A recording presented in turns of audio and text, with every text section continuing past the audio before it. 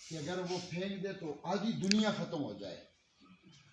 تو اب ساری دنیا کے ممالک نے، جس کو اقوام متحدہ کہتے ہیں، انہوں نے بیٹھ کر آپس میں یہ فیصلہ کیا کہ اب ہم دوسرے ملک کو جو فتح کریں اور ملک کے اندر جو حکومت تبدیل ہو، یہ حکومتوں کی تبدیلی یہ اب اسلحے پہ اور طاقت پہ نہیں ہوگی، بلکہ یہ افرادی قوت پہ ہوگی.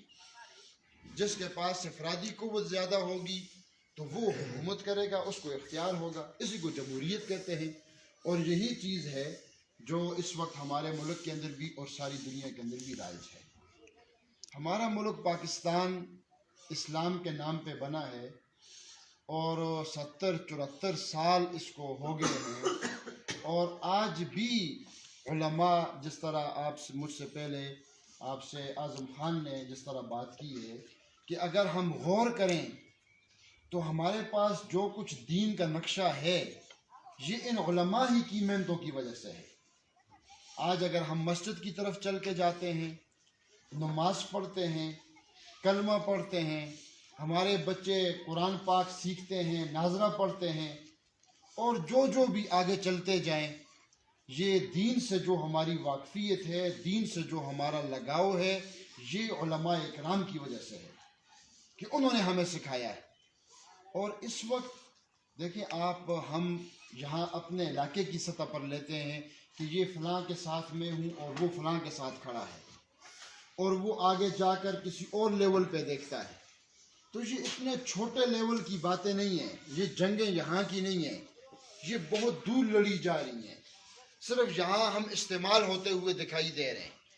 اس کے پیچھے اس جنگوں کو چلانے والے، لڑانے والے، جیسے وہ کہتے ہیں ڈوری کسی اور کے ہاتھ میں، یہ صرف آگے بونے ہم بھاگ رہے ہیں.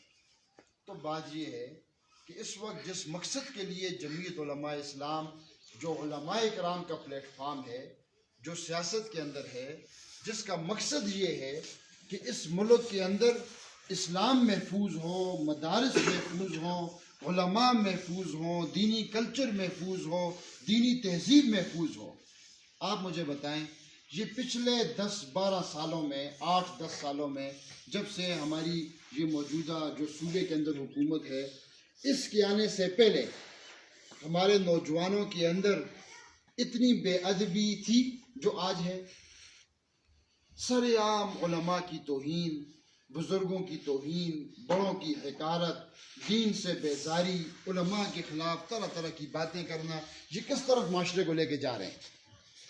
اگر یہی روش رہی اور اسی طرح یہ ہمارا سلسلہ چلتا رہا تو اسی طرح تو لوگ دین سے بیزار ہوتے ہیں. ایک آدمی، وہ کہتا ہے نا، ہمارے تبلیغی بھائی کہتے ہیں، ایک آدمی دودھ والے کی دکان پہ جائے گا تو تب دودھ ملے گا. جائے وہ کسی اور دکان پہ اور کہے مجھے دودھ مل جائے تو ایسا تو نہیں ہو سکتا. تو آپ کو جو دین ملتا ہے یہ علماء سے ملتا ہے، اور علماء سے آپ کو اتنا متنفر کر دیا جائے، نوجوان نسل کو اتنا متنفر کر دیا جائے کہ وہ علماء کا نام لینا پسند نہ کریں، تو پھر آپ کو دین کہاں سے ملے گا؟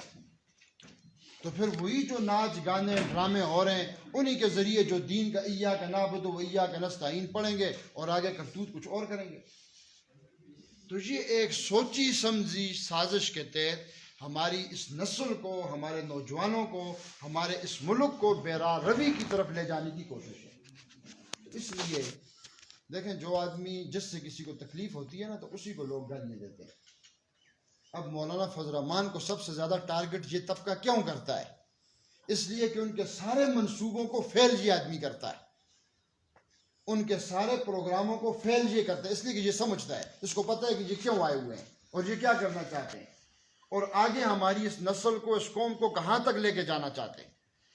اس لیے جب وہ ان کے اس پلان اور منصوبے کو فیل کرتے ہیں تو پھر وہ ظاہر ہے سیخ پا ہو جاتے ہیں. تو اس لیے یہ علماء اکرام کا کردار ہے اور یہ علماء اکرام کی محنتیں ہیں کہ آپ دیکھیں جس طرح اور ساری پارٹیاں ہیں، ساری پارٹیوں میں کس کس طرح کے لوگ ہیں، کل کیسے تھے، ان کے بارے میں کیا کہتے تھے، اور آج وہی اپنے ساتھ بٹھائے ہوئے ہیں. لیکن الحمدللہ ایک جمعیت علماء کی یہ قیادت اور یہ جماعت ہے کہ جو اقتدار کے اندر بھی رہی، حکومت